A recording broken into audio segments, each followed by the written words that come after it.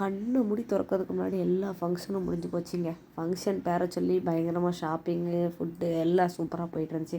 என்னென்னு பார்த்தா ஃபங்க்ஷன் முடிஞ்சு போச்சு. இனி வேறு ஏதாவது ஃபங்க்ஷன் இருக்குமா அப்படின்னு பார்த்தா இல்லை. சரி, அப்புறம் நம்ம தான் ஏற்படுத்திக்கணும் அப்படின்னு சொல்லிட்டு சும்மா போனேன். எங்கள் அண்ணனை கூப்பிட்டு, உனக்கு மொட்டை போட்டு காது குத்துறேன்டா, நீ வாடா அப்படின்னு சொல்லிட்டு அவனை பிரெயின் வாஷ்லாம் பண்ணி ஃபைனலாக அவனை ஒத்துக்க வச்சுட்டோம். ஏன்னா அவனுக்கு 7 தான் வயசாகுது, எப்படி நம்ம இப்போ மொட்டை போடுறது அப்படின்னு சொல்லி வருத்தப்பட்டுட்டு இருந்தான்.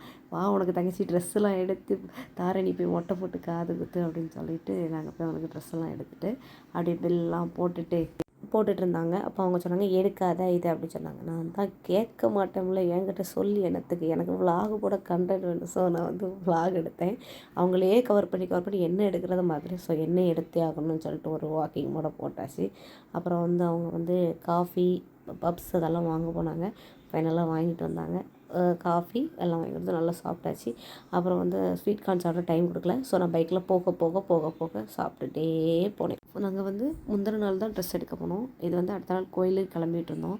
அவன் வந்து நான் வீடியோ எடுக்கேன்னு தெரிஞ்சு ஒளிஞ்சிக்கிட்டான். நான் என்ன சொன்னேன்னா, மொட்டை எடுக்க போகிறதுக்கு பின் அப்படின்னு சொல்லி நான் வந்து ஃபன் பண்ணிகிட்டு இருந்தேன்.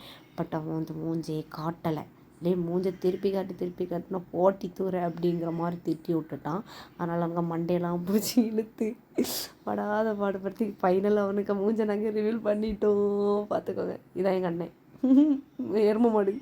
அப்புறம் வண்டியில் போயிட்டுருக்கச்சுலேயே அப்படி வீடியோலாம் கவர் பண்ணி அப்படி போகிறோன்னே காணிக்கணும்ல. ஸோ வந்து எடுத்தோம். அப்புறம் வந்து சிரட்டை பிள்ளையார் கோயிலில் வந்து ஐஸ்கிரீம்லாம் வாங்கி எனக்கு ஒன்று, எங்கள் அத்தானுக்கு ஒன்று எல்லாம் எடுத்து நல்லா சாப்பிட்டோம். அதில் ஒரு ரீல்ஸ்லாம் பண்ணியிருப்போம். அவங்க ஆள் எனக்கு வெயிட் பண்ணாமே குல்ஃபி ஐஸ் குடிச்சிட்டாங்க. நான் லேட்டாக தான் குடித்தேன்.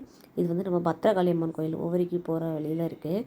இது அங்கே வெல்வெட்டு பூச்சி இதெல்லாம் பார்த்து வருஷ கணக்காகி போச்சு. ரொம்ப நாள் ஆகிட்டா. ஸோ நான் உடனே வீடியோ எடுத்துட்டேன். எனக்கு என் மாமா எனக்கு சண்டை வந்துட்டாங்க, அதை கொல்ல போயிட்டான். அதனால் அப்புறம் அங்கே போய் ஒவ்வொருக்கி போய் சாப்பாடெல்லாம் இது பண்ணாங்க. என் பையன் ஒரே மண்ணில் ஒரே ஆட்டம். இதுதாங்க முக்கியமான சீனு. மொட்டை போட போய் உட்காந்துட்டான். அழுது இருந்தான்.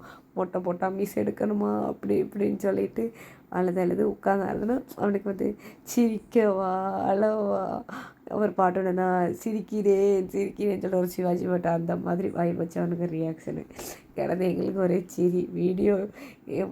வீடியோ எடுக்கிற ஆளுக்கு அதோட பயங்கர இது ஃபன் பண்ணி போச்சு. சூப்பராக இருந்துச்சு.